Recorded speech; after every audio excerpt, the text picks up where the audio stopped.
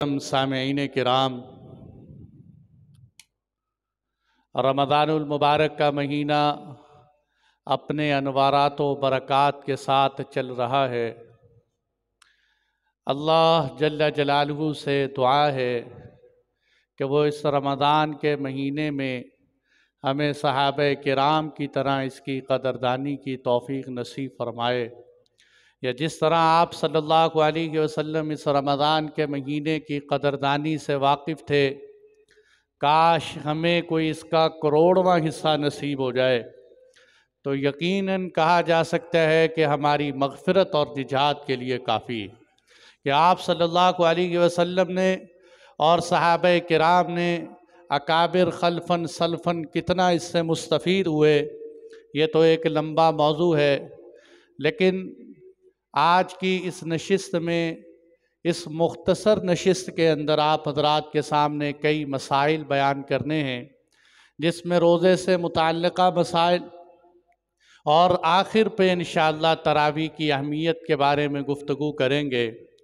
अल्लाह जल्ल जलालहू से दुआ है कि वो मुझे सही गुफ्तगू करने की, आप हज़रात को सुनने की, हम सब को उस पर अमल की तौफ़ीक़ अता फ़रमाए।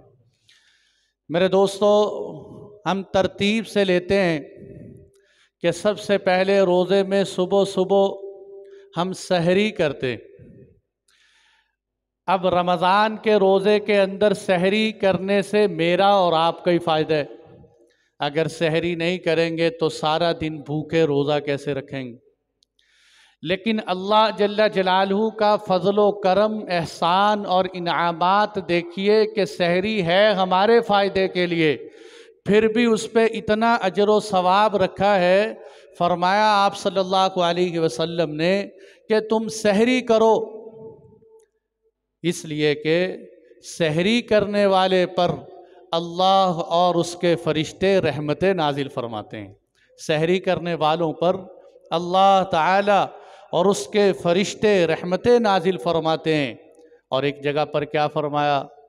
फरमाया तीन चीज़ों में अल्लाह ने बरकतें रखी हैं। सरीत में अल्लाह ने बरकत रखी, जो सालन में शोरबा बनाकर रोटी बनाते हैं। सरीत में अल्लाह ने बरकत रखी। जमात के अंदर अल्लाह ने बरकत रखी, जमात की नमाज हो या मुसलमानों की जमात इज्तिमाइयत हो, अल्लाह ने इज्तिमाइयत में, जमात में बरकत रखी। तीसरे नंबर पर आपने फरमाया सहरी में अल्लाह ने बरकत रखी। और एक जगह आपने फरमाया फ़स्लुमा बैन सियामिना व सियामी अहलिल किताबी अकलतुस्सहर, कि हमारे और अहले किताब के दरमियान, यहूदी और ईसाइयों के दरमियान रोज़े में फ़र्क सहरी खाने से है। वो रोज़े में सहरी नहीं खाते और हम रोज़े में सहरी खाते हैं। ये मेरा और उनका फ़र्क है। आप सल्लल्लाहु अलैहि वसल्लम ने सहरी पर आमादा किए। और एक जगह तो यूँ फरमाया तसहरू, सहरी करो, इसलिए कि अल्लाह ने सहरी करने में बरकत रखी है। सहरी में बरकतें, इसलिए सहाबी फरमाते हैं कि जब आप सल्लल्लाहु अलैहि वसल्लम सहरी तनावुल फरमा रहे होते, कोई सहाबी पास से गुज़रते तो हुजूर फरमाते आओ सहरी खाएं नहीं, हुजूर फरमाते आओ बरकत का खाना खाएं, आओ बरकत का खाना खाएं। तो अल्लाह ने रमज़ान में सुबह सुबह हमें बरकतों के खाने से माला माल फरमाया और फरमाया कि खाओगे अपने फ़ायदे के लिए, लेकिन तुम पे अल्लाह की फ़रिश्तों की रहमतें उतरेंगी। अच्छा, बरकत फरमाया आप सल्लल्लाहु अलैहि वसल्लम ने, सहरी को बरकत फरमाया। इब्ने हजर अस्क़लानी रहमतुल्लाह अलैह फरमाते हैं कि हुजूर ने सहरी को बरकत कहा, इसकी कई वजूहात। नंबर एक वजह यह है कि इत्तिबाए सुन्नत है कि हुजूर सहरी करते थे, हम भी सहरी करेंगे, और हम तो है ही अल्लाह के नबी के नक्शे कदम पर चलने के लिए। नंबर दो, सहरी में बरकत क्यों है? इसलिए कि इसमें अहले किताब की मुखालफत है, यहूदियों की मुखालफत है, और अल्लाह ने हमें मुखालफत का कहा है, इसलिए उनकी मुखालफत का भी अजर व सवाब। और तीसरे नंबर पर क्या फ़ायदा होता है कि सहरी खाने से इबादत में क़ुव्वत आती। इंसान खाएगा, कुछ कर सकेगा, कोई इबादत में दिल लगेगा, इबादत में दिल बस्तगी आएगी। और सहरी खाने से फ़ायदा क्या होगा कि भूख रहने की वजह से इंसान बद अखलाक हो जाता है। भूख की वजह से तबीयत में बदखुल्की पैदा होती। इसलिए अल्लाह ताला ने सहरी दे दी कि सहरी खाकर तुम्हारी तबीयत की बदखुल्की ना हो, तुम्हारे अंदर हुस्न अखलाक पैदा हो, इसलिए सहरी दे दी। और क्या फ़ायदा होता है? बहुत बड़ा फ़ायदा क्या है कि सारा साल भी जिस बंदे को तहज्जुद की तौफीक नहीं मिलती, रमज़ान में सहरी की बरकत से तहज्जुद पढ़ लेते। सहरी की बरकत से कितना अज़ीम शान तहज्जुद का अमल। फरमाया अलैकुम बिक़ियामिल लैल, तुम तहज्जुद को लाजमी पढ़ो। क्यों? फ़इन्नहु दअबुस्सालिहीन क़ब्लकुम, कि तुमसे पहले नेक लोग तहज्जुद पढ़ा करते थे और उनका शेवा था कि रातों को उठ के अल्लाह के सामने रोते। तो तहज्जुद की बरकत से, सहरी की बरकत से तहज्जुद की तौफीक हो गई, सहरी की बरकत से ज़िक्र करने की तौफीक हो गई, तिलावत कुरान की तौफीक हो गई, सहरी की बरकत से। इब्ने हजर अस्क़लानी फरमाते हैं और क्या फ़ायदा होता है? बंदा सुबह सुबह उठा, खाना पकाया, पड़ोस में करीब में कोई गरीब आदमी है, बेचारे ने घर में सहरी नहीं बनाई, उसके पास सहरी के लिए कुछ है नहीं, तो आप भी कुछ रोटियां उसको सहरी की पहुंचा दो, इसलिए भी सहरी बरकत है। तो भाइयों, इससे हमें क्या पता चला कि सहरी अकेले नहीं, सहरी के अंदर गौर करने कि मेरे ओस पड़ोस में बाद दफ़ा किसी बेचारे की आँख नहीं खुलती, रात को वो रोटी नहीं पका सकते, सुबह सुबह वो रोटी लेने के लिए आ जाते हैं तो चेहरे पे 12 बज जाते हैं। लो जी, ये तो रोटी लेने के लिए आ गए हमारे घर में, खुश हो जाओ, अल्लाह ने तुम्हें मौका दे दिया है किसी को सहरी कराने का, तुम्हारे माल से कोई सहरी करेगा। इसलिए फरमाया सहरी करो कि अल्लाह ने सहरी करने में बरकत रखी है। अल्लामा ऐनी रहमतुल्लाह अलैह फरमाते हैं 17 सहाबाए किराम से सहरी खाने के फ़ज़ाइल मनक़ूल हैं, 17 सहाबाए किराम।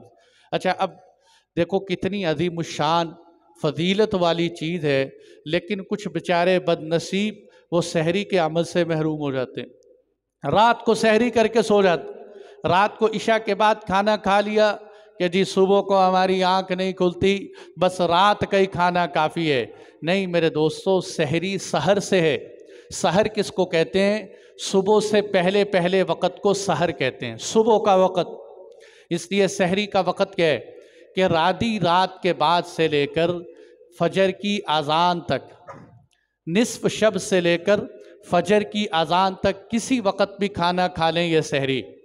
लेकिन उलमा ने लिखा है कि बेहतर ये है कि इंसान रात के 6 हिस्से करे, सूरज के गुरूब होने से लेकर अज़ान फजर तक रात को 6 हिस्सों में तकसीम करे। तो देखे मिसाल के तौर पर ये 12 घंटे बनते हैं, सूरज के गुरूब होने से लेकर, अंदाज़ा बता रहा हूँ, अगर जो है वो बनते हैं तो उसको 6 पर तकसीम कर दिया जाए, जो 2-2 आएंगे, दो आखिरी 2 घंटे बन जाएंगे, वो छठा हिस्सा बन जाए। यानी आखिरी 2 घंटे में आप सहरी कर लें, ये बेहतरीन वक़्त। लेकिन इसमें भी जितना हो सके बिल्कुल आखिरी वक़्त तक, इसलिए कि रिवायात में आता है कि हुज़ूर नबी अकरम सल्लल्लाहु अलैहि वसल्लम सहरी कर रहे होते थे, अज़ान का वक़्त आता था और अल्लाह के नबी उस वक़्त सहरी छोड़ते थे। यानी आप सल्लल्लाहु अलैहि वसल्लम सहरी को बिल्कुल एंड पे ले जाके करते थे। लेकिन एंड पे ले जाने का मतलब ये हरगिज़ नहीं है कि इतना खाते रहो कि अज़ानें हो जाएं और जनाब वक़्त सारा निकल जाए। कोई बात नहीं जी, अल्लाह रोज़ा कबूल करते हैं। भाई अल्लाह ताला रोज़ा कबूल करते हैं, रोज़ा अल्लाह ताला ने दिया है तो टाइम भी तो उधर से ही आया है ना, कि क्या है कि तुम किस वक़्त तक, हत्ता यतबय्यन लकुमुल खैतुल अबयदु मिनल खैतिल अस्वद मिनल फजर, कि यहाँ तक कि तुम्हारे सामने सफ़ेदी वाज़े हो जाए। सफ़ेदी वाज़े होने का मतलब क्या है? सुबह सादिक हो जाए। अच्छा, अब होता क्या है कि हमारे यहाँ ऐलान हो गया कि भाई रोज़ा बंद हो गया, रोज़े का वक़्त ख़त्म हो गया, घर वाले कहेंगे कुछ नहीं होता, ये 2 लुक़मे और ले लो, ये पानी का गिलास है और पी लो। अच्छा, ये चाय की प्याली है यार, एक प्याली से क्या होता है, पी लो कोई बात नहीं। तो सारे घर में सहरी के वक़्त मुफ्ती बने होते हैं, हर एक फतवा दे रहा होता है, खा लो कोई बात नहीं। नहीं भाई, सहरी का वक़्त ख़त्म हो गया, कोशिश करो उससे पहले तुम रुक जाओ। मजबूरी है कि तुम्हारी आंख नहीं खुली, अब तुमने खाना ही है तो चलो अब मजबूरी की वजह से सहरी बंद होने से पहले पहले खा लो। इसलिए सुबह सादिक जब हो जाए, ये हमारी मसाजिद में भी जो ऐलानात होते हैं ना, ये भी इफ़रात व तफरीद का शिकार है। ये क्या है कि सुबह सहरी का वक़्त होता है। देखो हमारे जो कैलेंडर हैं, जो नक्शे मौजूद हैं, ये कैलेंडरों पे अगर आप देखें तो उन्होंने लिखा होता है पीछे बैक साइड पर कि इस नक्शे के अंदर हमने एहतियात डाल दी है, हमने एहतियात डाल दी। उन्होंने एहतियात डाली 2 मिनट, यानी उन्होंने सहरी 2 मिनट पहले बंद कर दी। अब आपके दिल में भी एहतियात जागी और आपने जाकर भी क्या किया, 5 मिनट पहले बंद कर दी। 7 मिनट के पहले ही आपने सहरी बंद कर दी। हालांकि अगर किसी की इस 7 मिनट के अंदर आंख खुले तो वो तो सहरी से गया बेचारा। इस 7 मिनट के अंदर बंदा अच्छा खासा सहरी रख सकता है, उसके पास अच्छा खासा टाइम मुयस्सर होता है। इसलिए ऐलान करने वालों को नक्शे के मुवाफिक अपना पूरा टाइम देखकर ऐलान करना चाहिए। इफ्तारी का वक़्त होता है, इफ्तारी में जनाब इफ्तारी का वक़्त हो गया, 5 मिनट बाद ऐलान आ रहा है। लोग ऐलानात के मुंतज़िर हैं, इसलिए ऐलान पर बाकायदगी से एहतिमाम के साथ बाशरा इंसान को बिठाना चाहिए, जिसको पता हो कि कब ऐलान करने। उम्मत की ज़िम्मेदारी है मेरे ऊपर, ये तो काम है मस्जिद वालों का। मैं आपको पहले बताता हूँ, अक्सर लतीफ़ा ही सुनाता हूँ कि एक दफ़ा हम एक मस्जिद में गए तो रात को हम सारे लेट उठे, आँख ही नहीं खुली। ऐन सहरी का वक़्त करीब हो गया। अब वो अल्लाह का बंदा जो है, ऐलान करने वाला भी ऐलान करके जा रहा है, किसी को जगा ही नहीं रहा, पता नहीं वो भी इम्तिहान ले रहा था।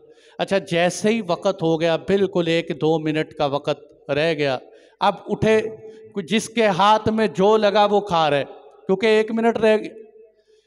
अब वो जो अजान देने वाले साहिब, ऐलान करने वाले कहते, ओ भाई परेशान ना हो, सुकून से खाओ, तसल्ली से खाओ, ऐलान मैंने ही करना है, मैं 5 मिनट लेट कर दूँगा। ऐलान मैंने ही करना है, मैं 5 मिनट लेट कर दूँगा। यानी कि ये बेचारा ये समझ रहा है कि अल्लाह ने रोज़ा बंद कराने का, खोलने का फुल इख्तियार मुझे दे दिया है। भाई हमारे पास कोई इख्तियार नहीं।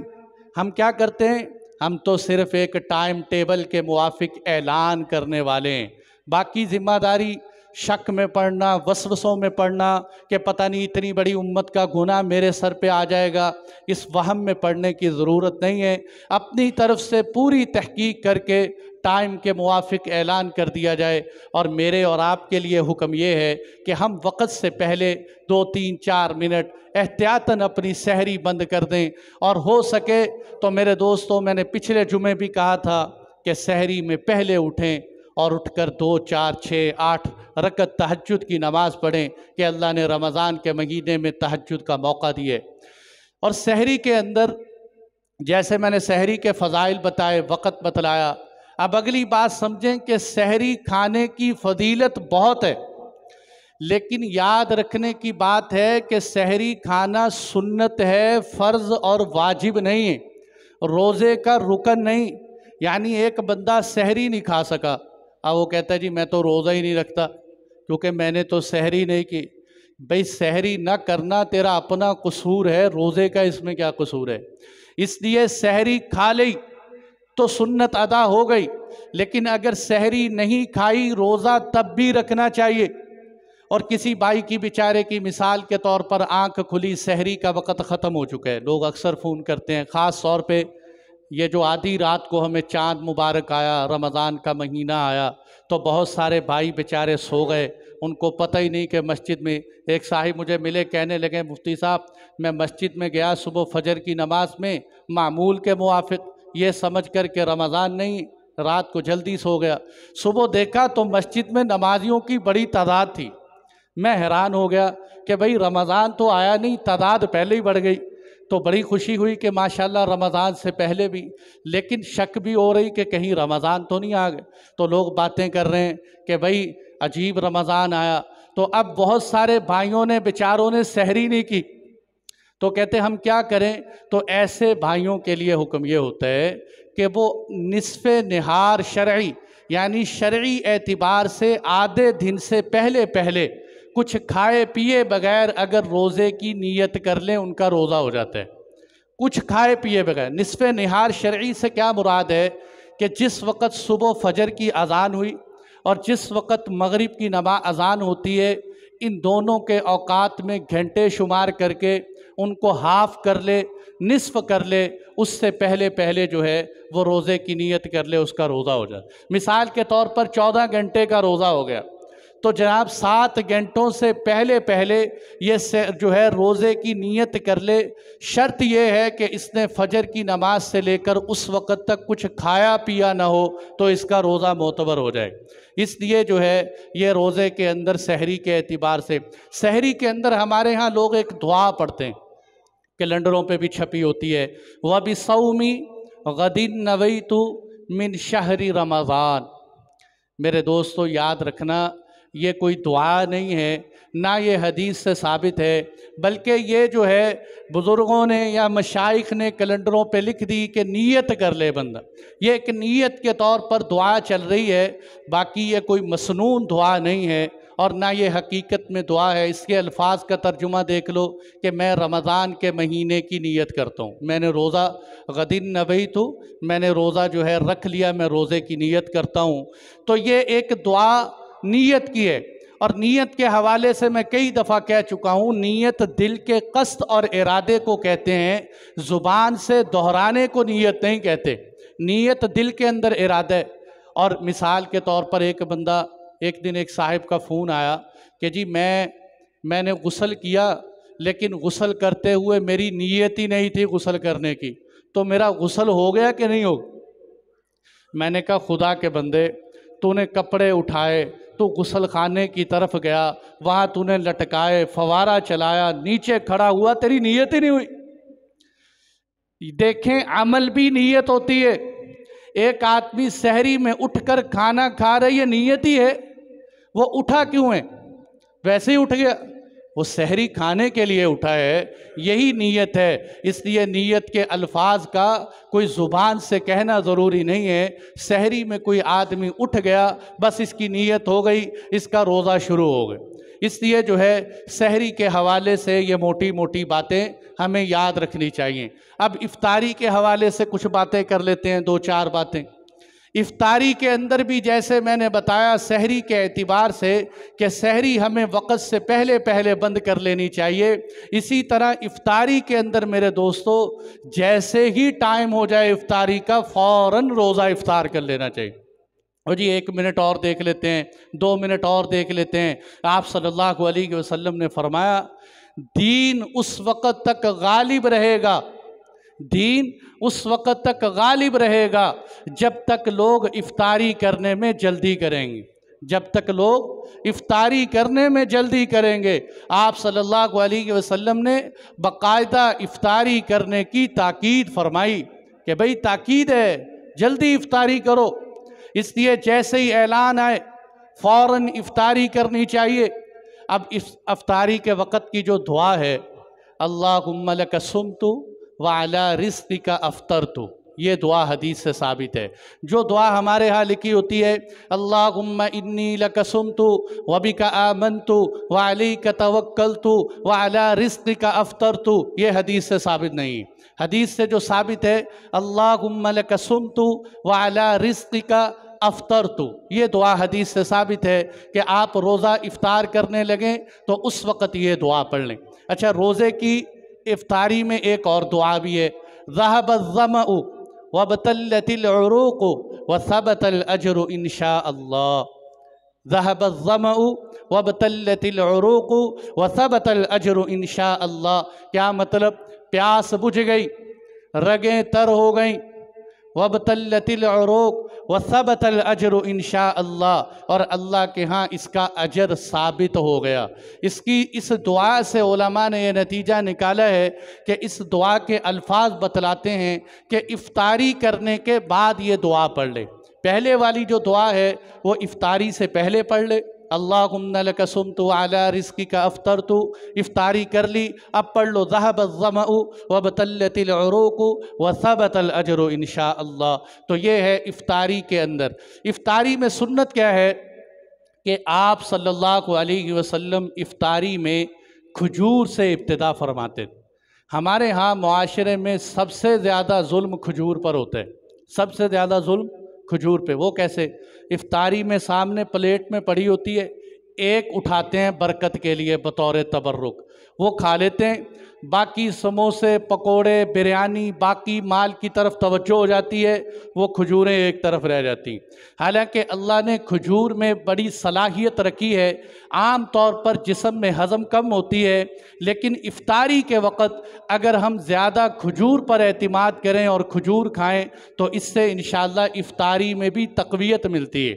इफ्तारी में हो सके तो खजूर खाए, खजूर नहीं मुयस्सर है कोई ना कोई मीठी चीज़ खा ले, वो भी मुयस्सर नहीं है तो पानी के साथ इफ्तारी की इब्तिदा करे। लेकिन मेरे दोस्तों बात याद रखने की है बार बार कि रमज़ान का महीना आता है, ये बहुत सेहत बनाने का महीना है, अपनी तबीयत, लेकिन उल्टा होता है कि रमज़ान के अंदर डॉक्टरों के पास रश लग जाता है। आप देखे जाएं डॉक्टरों के पास जगह नहीं होती रमज़ान में।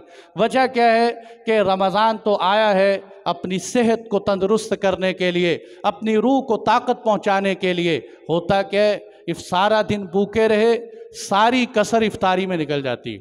सुबह सहरी इतनी होती है, दोपहर तक उसके डकार आते हैं, शाम को इफ्तारी इतनी होती है कि उसकी वजह से मैदा इतना ताकतवर और इतना सुस्त हो जाता है पूरा जिस्म। अब ये जनाब इफ्तारी जो है तरावी का वक़्त आता है, कहता है जी तरावी पढ़ी नहीं जाती, तभी ये सुस्त हो गई है, टांगों में जो है दर्द होता है, कमर मेरा साथ नहीं देती। तो भाइयों रमज़ान का महीना तो इबादत का ज़रिया बनाना है, इसलिए रमज़ान में इफ्तारी पे अपने हाथ को ब्रेक लगाकर ध्यान से कि इस तरह मेरी इबादत भी मजबूत रहे।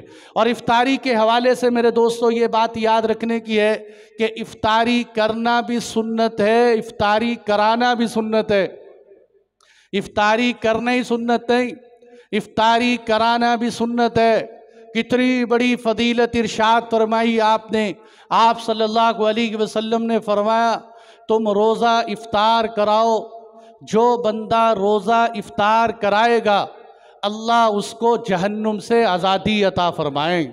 जो रोज़ा इफ्तार कराएगा अल्लाह उसके पिछले गुनाहों को मुआफ़ फरमा देते हैं। और एक हदीस में फरमाया कि रमज़ान के रोज़े की इफ्तारी कराओ, बहुत बड़ी फजीलत सुना रहा हूँ, फजीलत लाखों करोड़ों की। फरमाया रमज़ान की इफ्तारी कराओ कि जो रमज़ान की इफ्तारी कराएगा उसको अल्लाह क़यामत के दिन मेरे हौज़े कौसर से पानी पिलाएंगे, और ऐसा पानी पिलाएंगे फरमाया जन्नत में जाने तक उसको प्यास नहीं लगेगी। रोज़े महशर का दिन हालांकि बहुत सख्ती का दिन होगा, लेकिन इसको प्यास नहीं लगेगी। इफ्तारी कराओ भाई। आपने यहाँ तक भी फरमाया, आपने फरमाया ज़्यादा नहीं करवा सकते, किसी को एक खजूर खिला दो इफ्तारी का सवाब मिल जाए, किसी को पानी का घूंट पिला दो इफ्तारी का सवाब मिल जाए, थोड़े थोड़े काम कर दो इफ्तारी का सवाब। और हो सके ये जो हमारे यहाँ इज्तिमाई इफ्तारियाँ होती हैं बहुत अच्छी बात है, लेकिन चंद बातें याद रखने की हैं कि मेरी नज़र के मुआफिक मैं किसी पे फतवा नहीं लगाता, न किसी के इखलास पे शक करता हूँ। ये हमसे बेहतर है अपना माल अल्लाह के रस्ते पे लगाते हैं। लेकिन मेरे दोस्तों इज्तिमाई इफ्तारी में रियाकारी बड़ी शामिल होती। इज्तिमाई इफ्तारी के अंदर अवामुन्नास और गुरबा की इज़्ज़त पामाल की जाती है, लोग देख रहे होते हैं, तानो तशरी करते हैं। इसकी बजाय अगर हो सके तो हम इफ्तारी का सामान ही गरीबों के घर में पहुंचा दें, किसी को पता ही ना चले, और हर बंदा अपने घर के अंदर देखो ना, जिसके पास पैसा है वो कहता है जनाब मैं तो पूरा रमज़ान अपने घर में इफ्तारी करता हूँ। गरीब का दिल नहीं चाहता मैं अपने घर में इफ्तारी करूँ, दिल उसका भी चाहता है, वो बेचारा मजबूर है, उसकी जेब में माल नहीं है। इसीलिए जो है ना, किसी ने बड़ा ज़बरदस्त जुमला लिखा था कि गुर्बत तहजीब के आदाब भुला देती, गुर्बत तहजीब के आदाब भुला देती। हम शादी हालों में कितने खाने खाते हैं, कितनी आइटमें सामने होती हैं, नखरे करते हुए छोड़ देते हैं। गरीब आदमी उसी को कचरे से साफ कर करके खा रहे होते। कहते इसको तमीज़ नहीं है। ओ भाई तमीज़ है, गुर्बत ने तमीज़ बुला दी है बेचारे को। इसलिए जो है गरीबों के घरों में खाना पहुंचा दो, ताकि किसी को पता भी ना चले कि आपने किसको पहुंचाया, कौन है, आपका माल कहाँ तक पहुंचा। तो बेहतरीन तरीक़ा इफ्तारियाँ लोगों को घरों में पहुंचाओ, वरना करा भी दो तो इफ्तारी का बहुत बड़ा सवाब है मेरे दोस्तों। इसलिए इफ्तार कराना है। और अगली बात तो समझ लें, माशाल्लाह सहरी भी समझी आपने, इफ्तारी भी समझी। अब दरमियान में कुछ बातें रोज़े के हवाले से। मेरे भाइयों, रोज़े का एक बहुत बड़ा मकसद देखो, दिन में खाना पीना हराम। रोज़ेदार से कहें कि भाई पानी पी लो, नहीं भाई। खाना खा लो, नहीं भाई, अल्लाह ने मना फरमाया है। भाई ये बताओ कि खाना हलाल है कि हराम है? हलाल। पानी भी हलाल है कि हराम है? हलाल होता है। लेकिन रोज़े में हलाल भी नहीं खाना। क्यों? अल्लाह ने मना कर दिए। और जिस हराम को अल्लाह ने सारा साल हराम किए, उस हराम को खाते रहो। रोज़ों के अंदर भी झूठ बोलना हराम है, रोज़े में भी झूठ बोलते रहो। गीबत हराम है, रमज़ान में भी गीबत करते रहो। हराम माल खाना हराम है, लेकिन रमज़ान में भी इस्तेमाल करते रहो। और उधर जो है हलाल माल खाने से रोज़ा टूट जाता है, हराम से रोज़ा भी नहीं टूटता।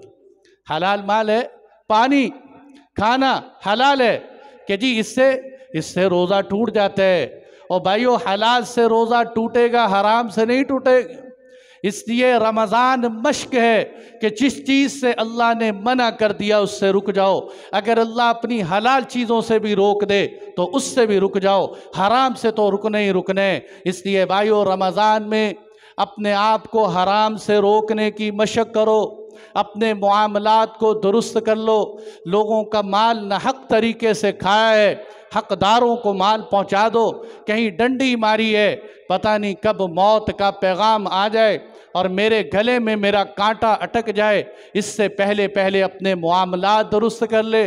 हमेशा हलाल खाने की नीयत। तो रमज़ान का रोज़ा क्या है? मश्क है कि मैंने कभी हराम के करीब नहीं जाना।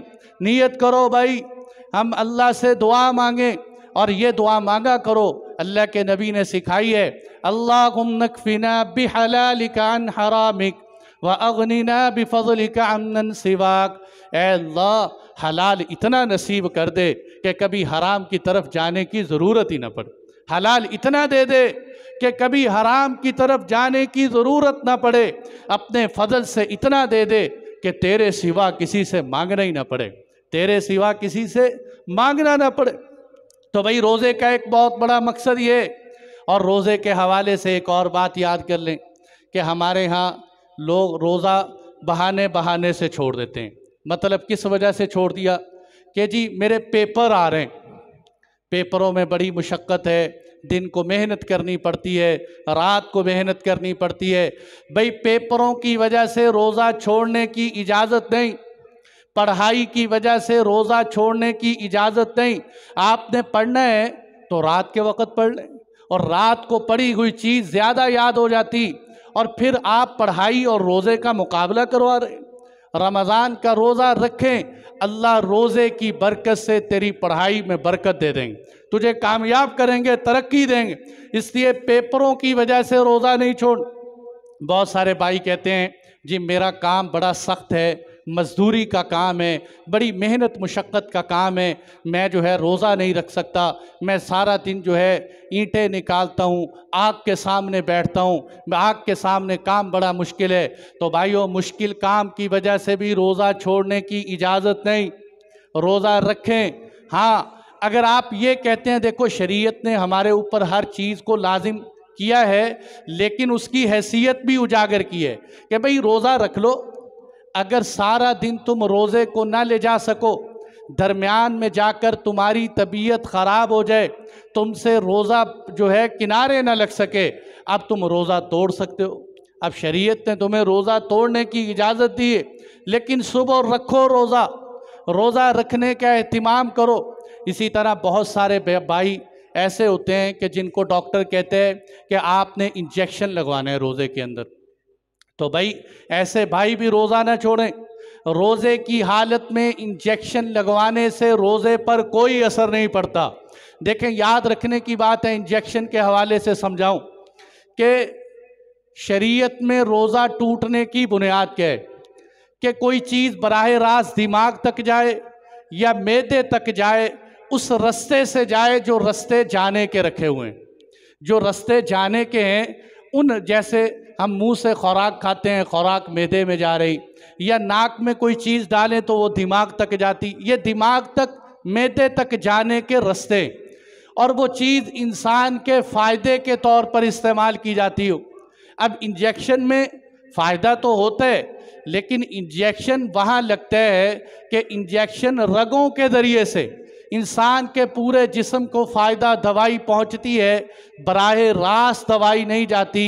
ये इसकी मिसाल आप ऐसे समझ लें, जैसे सुरमा हम आँखों में लगाते हैं, सुरमा लगाने से रोज़े पर कोई असर नहीं पड़ता, लेकिन सुरमा आप आँखों में डालेंगे, इसके असरात आपको हलक में महसूस होंगे। ड्रॉप आप आँखों में डालेंगे, इसके असरात आपको हलक में महसूस होंगे, लेकिन इससे रोज़े पर कोई असर नहीं पड़ता, इसलिए कि आँखों के और मैदे के दरमियान में कोई रास्ता नहीं है कि आपकी खुराक मैदे तक जाए, इसलिए जैसे उससे कोई असर नहीं पड़ता इंजेक्शन से कोई। और इसकी मिसाल ले लें, गुस्ल करते हैं, हम नहाते हैं रोज़े की हालत में, सब ये मानते हैं कि गुस्ल करने की वजह से इंसान के जिस्म में जो मसाम हैं, इन मसामों के ज़रिए से पानी अंदर जाता है। अच्छा, इन मसामों के ज़रिए से पानी जब अंदर जाता है तो उससे इंसान को महसूस होता है बहुत अच्छा। भला किसी को रोज़ा लगा हुआ हो, वो गुस्ल कर ले तो उसको ऐसा लगता है जैसे रोज़ा लगा ही नहीं, हालांकि उससे रोज़ा नहीं टूटता। वजह क्या है कि पानी मसाम के ज़रिए से जा रहा है, जो मुअताद आदत के मुआफिक रास्ता है उसके ज़रिए पानी नहीं जाता। और समझ लें, सांप या खुदा न खास्ता कोई जहरीली चीज़ किसी को डस ले तो उसके डसने की वजह से पूरे जिस्म में जहर फैलता है, लेकिन उससे भी रोज़े पर कोई असर नहीं पड़ता। इसी तरह इंजेक्शन, वो वेन का हो, वो गोश्त का हो, वो पोस्ट में लगने वाला हो, उससे रोज़े पर कोई असर नहीं पड़ता। इसलिए हम शुगर के मरीज़ों को ये मशवरा दिया करते हैं कि आप लोग रोज़ा रखो। इंसुलिन लगानी पड़ती है, तो रोज़े की हालत में इंसुलिन लगाने से रोज़े पर कोई असर नहीं पड़ता। इंसुलिन लगाने से रोज़े पर कोई हर्ज नहीं, रोज़े की हालत में भी आप इंसुलिन लगा सकते हैं। इसी तरह जो है ये बात समझने की है कि दमे के मरीज़ होते हैं, उनको इन्हेलर इस्तेमाल करना पड़ता है या वेंटिलेटर पर उनको जाना पड़ता है। तो भाइयों, इन्हेलर की बात यह है कि उसमें दवाई डाली जाती है और वो दवाई इंसान के सांस के ज़रिए से अंदर फेफड़ों में चली जाती है, इसलिए इन्हेलर इस्तेमाल करने से रोज़ा टूट जाता है। वो भाई के जिसको ये लगता है कि मेरा रोज़ा इन्हेलर के बगैर पूरा नहीं होगा, उसको शरीयत इजाज़त देती है कि वो रोज़ा छोड़ सकता है और बाद में रोज़ा रख ले।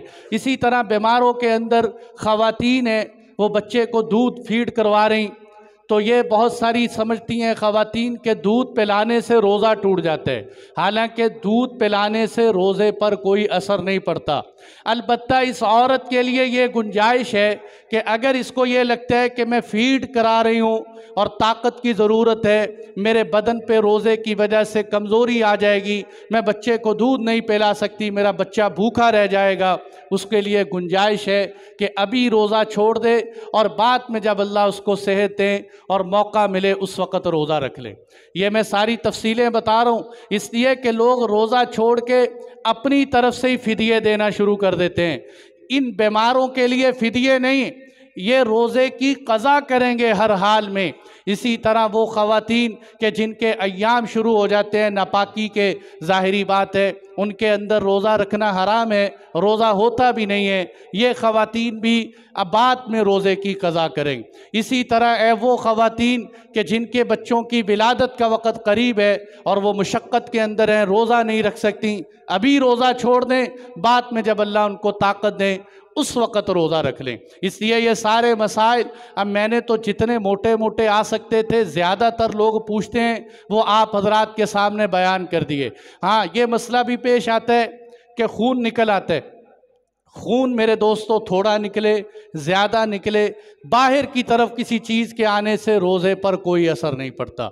अगर डॉक्टर ऑपरेट करते हैं, आपके जिस्म के किसी हिस्से की सर्जरी करते हैं और उसमें दवाई ऐसी जगह पर लगाते हैं कि ऐसी जगह का ऑपरेट है कि जहाँ से दवाई बराह रास्त आपके मैदे तक नहीं जाती, तो उससे भी रोज़े पर कोई असर नहीं पड़ता। इसलिए छोटी छोटी बात पर हम रोज़ा न छोड़ें, बल्कि रोज़े के मसाइल पूछकर। उल्टी के हवाले से लोगों में एक बात मशहूर है, कै देखें, कै आने से रोज़ा नहीं टूट, थोड़ी आए ज़्यादा आए, मुंह भर के आए बेशुमार आए, इससे रोज़े पर कोई असर नहीं पड़ता। हाँ, अलबत्ता अगर कोई आदमी अपने हलक में उंगली मारते है और जानबूझकर उसको निकालते है, तो फिर उस सूरत में अगर मुंह भर के आ जाए तो उससे रोज़ा टूट जाता है। इसलिए जो है ये सारे मोटे मोटे मसाइल मैंने बयान किए। अब टाइम ख़त्म हो रहे, आखिरी गुजारिश आप हज़रात के सामने मैंने कहा था कि तरावी के हवाले से चंद बातें करूँगा। मेरे दोस्तों, तरावी के हवाले से मैं 5-6 मिनट में बात समेटने की कोशिश करूँगा, और माजरत करता हूँ पहले से ही, कोई भाई ये ना समझे कि मुफ्ती साहब इख्तिलाफी बात कर रहे हैं, लेकिन मसले की वजाहत करना भी ज़रूरी है। जिस चीज़ को मैं हक समझता हूँ उसको मिंबर से बयान करना मेरी ज़िम्मेदारी है, बाकी आप हजरात की मर्जी है, कबूल करें या ना करें। तरावी की बात समझ लें। तरावी क्या है, आप सही अहदीस से बताऊँ। हुजूर नबी अकरम सल्लल्लाहु अलैहि वसल्लम के ज़माने में आपने सबसे पहले तरावी तदरीजन आई, स्टेप बाय स्टेप। शरीयत के अहकामात अल्लाह ने तदरीजन तदरीजन दिए। आप सल्लल्लाहु अलैहि वसल्लम के दौर में आपने तरावी के बारे में सिर्फ तरगीब दे दी। आपने फरमाया, जो शख्स रमज़ान के महीने का रोज़ा रखे, रात को तरावी की नमाज़ पढ़े, तरावी नहीं कहा, क़याम कहा, कि जो शख्स क़यामुल लैल करे, रात को उठकर नमाज पढ़े, आपने फरमाया गुफिर लहू मा तक़द्दम मिन ज़म्बिही। सही मुस्लिम की हदीस है कि अल्लाह उसके पिछले सारे गुनाहों को मुआफ़ फरमा देते हैं। अल्लाह उसके पिछले सारे गुनाहों को मुआफ़ फरमा दे। ये आपने एक हदीस सुनाकर तरगीब दे दी सहाबा को। एक और फिर चलते चलते चलते आप सल्लल्लाहु अलैहि वसल्लम ने एक और मौके पर फरमाया, ये मुस्नद अहमद में मौजूद है। आपने फरमाया कि रमज़ान के महीने को अल्लाह ने तुम्हारे ऊपर भेजा है, इसका रोज़ा तुम्हारे ऊपर फ़र्ज़ है, लेकिन इसके रात के क़याम को मैं तुम्हारे लिए सुन्नत समझता हूँ। रात के क़याम को तुम्हारे लिए सुन्नत। अब आप सल्लल्लाहु अलैहि वसल्लम ने बाकायदा रात के क़याम को बतौर सुन्नत होने के तरगीब दे दी।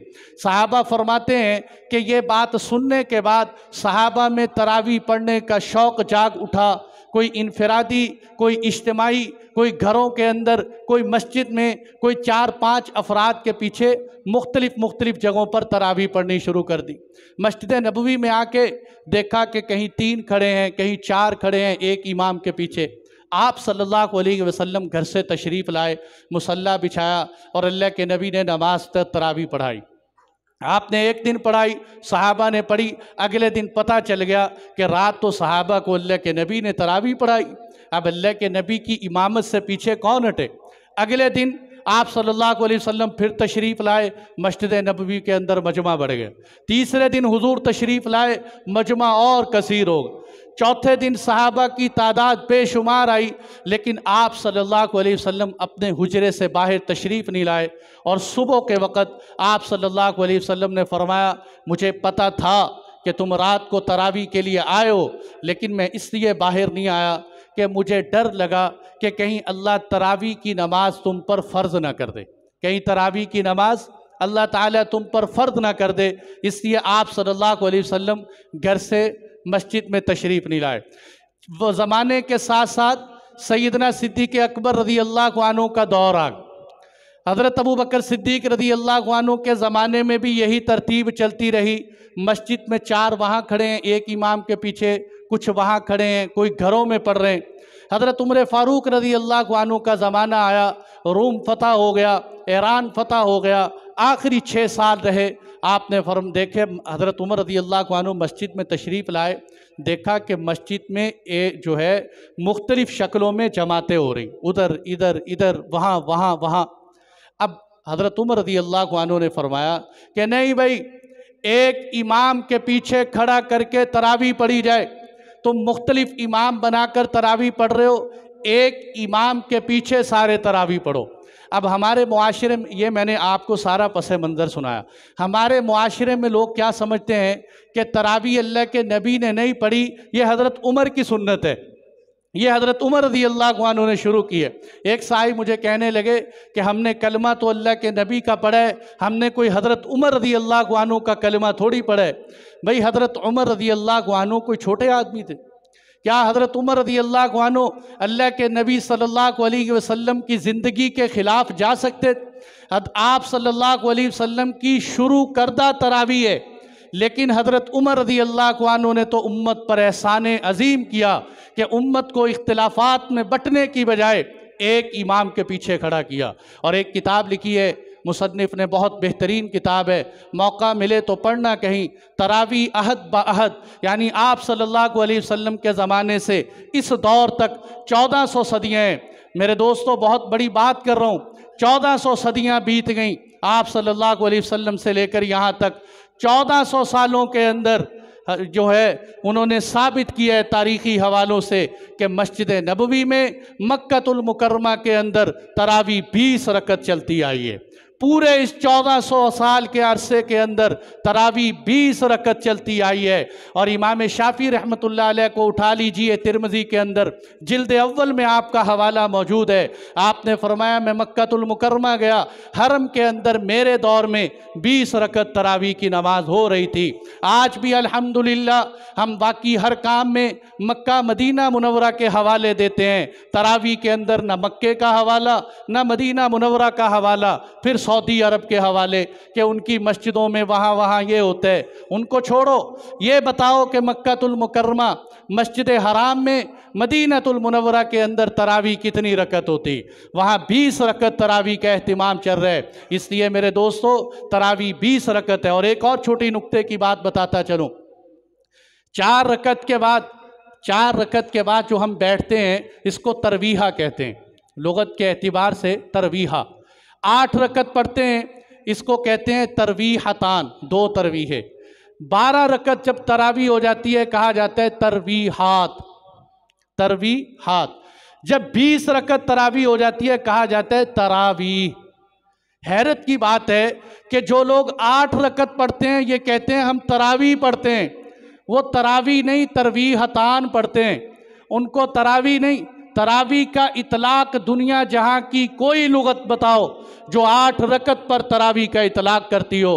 मैं बहुत मजबूर होकर बोल रहा हूँ कि लोग हमें समझते हैं कि पता नहीं हम अल्लाह के नबी की सुन्नत से हटे हुए हैं, हम अल्लाह के नबी सल्लल्लाहु अलैहि वसल्लम की सुन्नत ज़िंदगी पे नहीं चल रहे। हमारे पास बुखारी है, मुस्लिम है। एक और सवाल छोड़ता हूँ, बहुत आसान सा सवाल है, टाइम थोड़े। मेरे दोस्तों जैसे ही ये बात आती है रमज़ान का महीना आता है कि जी तरावी 20 रकत नहीं 8 रकत है। अच्छा जी, हम कहते हैं भाई 20 रकत है, कहते कहाँ से साबित है? हम कहते हैं भाई हज़रत उमर रज़ी अल्लाह अन्हु ने इमाम हज़रत उबई बिन काब को आगे खड़ा किया, पीछे सहाबा का मजमा था, सहाबा ने उनके पीछे नमाज पढ़ी, किसी एक सहाबी ने इनकार नहीं किया।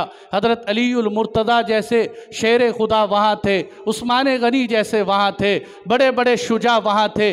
कोई हदीस का एक हवाला दिखाओ, किसी एक सहाबी ने उठ के कहा हो तुम अल्लाह के नबी की सुन्नत की खिलाफ वर्जी करते हो, अल्लाह के नबी ने तो 8 पढ़ाई, तुम 20 क्यों पढ़ाते हो? कोई ये हवाला पेश नहीं कर सकता। इंशाअल्लाह तुम्मा इंशाअल्लाह हमारा भी मुताला है, इस मुताले के हवाले से मैं कहता हूँ कोई ये बात पेश नहीं कर सकता कि आपके ऊपर किसी ने उंगली उठाई हो। अच्छा भाई ये तो हज़रत उमर की सुन्नत हो गई कि कलमा अल्लाह के नबी का पढ़े कि हज़रत उमर का पढ़े, अल्लाह के नबी का ही कलमा पढ़े। यहाँ आकर कहते हैं बड़ी गौर की बात है, सुनने की है कि हज़रत उमर रज़ी अल्लाह अन्हु ने 20 रकत तरावी पढ़ाई। मेरा एक बहुत सादा सा सवाल है कि तुम रमज़ान के अंदर जो हम तरावी पढ़ते हैं इसमें 4-5 बातें। नंबर 1 तरावी 20 रकत, नंबर 2 तरावी पूरा रमज़ान पूरा महीना, नंबर 3 तरावी के अंदर ख़त्म कुरान का ख़त्म करना, नंबर 4 तरावी की मस्जिद के अंदर जमात करवाना। 4 बातें हो गई, 4 बातें याद रखनी है, 4 बातें। नंबर 1 तरावी की रकात 20, नंबर 2 तरावी की नमाज पूरा महीना। नंबर 3 तरावी की नमाज में ख़त्म कुरान। नंबर 4 तरावी की नमाज मस्जिद में जमात के साथ पढ़ना, हर मस्जिद में पढ़ना। 5वीं बात भी लगा लो, हर मस्जिद में पढ़ना। हम कहते हैं भाई तुम भी तो 8 पढ़ते हो ना। 8 पढ़ने वाले अहबाब ये कहते हैं कि अल्लाह के नबी से 8 साबित हैं। तो भाई तुम 8 पूरा महीना पढ़ते हो या 3 दिन पढ़ते हो? अल्लाह के नबी से तो 8 पढ़ना 3 दिन साबित हुआ, तो पूरा महीना कहाँ से पढ़ते हो? इसकी क्या दलील है कि पूरा महीना? अल्लाह के नबी ने तो पूरा महीना नहीं पढ़ी। कोई एक हदीस का हवाला हो कि आप सल्लल्लाहु अलैहि वसल्लम ने पूरा महीना जो है तरावी पढ़ी हो जमात के साथ। फिर तुम कहते हो जमात के साथ अल्लाह के नबी ने तो 3 दिन करवाई। फिर ये कहते हो कि पूरी तरावी में कुरान भी ख़त्म करना है, तो अल्लाह के नबी ने तो ख़त्म ही नहीं किया। फिर ये भी कहते हो कि रमज़ान के हर मस्जिद में तरावी हो। अल्लाह के नबी के दौर में तो सिर्फ मस्जिद नबवी में तरावी हुई, हर मस्जिद में तो तरावी नहीं हुई। इसलिए हमें न छेड़ो। जो बात समझने की है समझो, अपना अपना मौक़िफ़ बयान करो। अपना मौक़िफ़ बयान करने पे किसी का कोई इख्तिलाफ़ नहीं। लेकिन अगर कोई ये बात कहे कि इमाम अबू हनीफ़ा अपने पास से मसले बयान करता था या हज़रत उमर फ़ारूक अपने पास से बातें करते थे, तो अल्लाह की कसम हमें दुख होता है, हमें तकलीफ़ होता है। मेरी माँ को कोई गाली दे मुझे दुख लगता है, मेरे बाप को कोई गाली दे मुझे बुरा लगता है। मैं जिन हज़रात से अकीदत करता हूँ, मैं जिन हज़रात का जूतों का ग़ुलाम हूँ, उनकी खाक के बराबर भी नहीं हूँ। अल्लाह की कसम, मैं उन पे उंगली उछालूँ या कोई मेरे सामने उन पे तनकीद करे तो ये हरगिज़ बर्दाश्त नहीं होगा। इसलिए हवाले हैं, दलाइल हैं, दलाइल की दुनिया में जंग करो, दलाइल के अंदर आके बात करो। हम आपकी बात को सुनेंगे।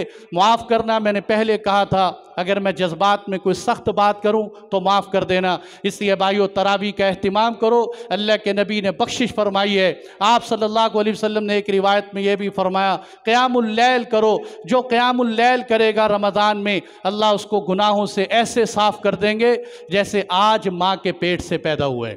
ये भी फरमाया। देखो तरावी की रकत 20 रकत है। 20 रकत में एक सजदा बख्शिश के लिए काफ़ी है। एक सजदा अल्लाह के करीब कर देता है। तरावी की 20 रकत में 40 सजदे हैं। हम 40 सजदों से महरूम ना हो जाएं।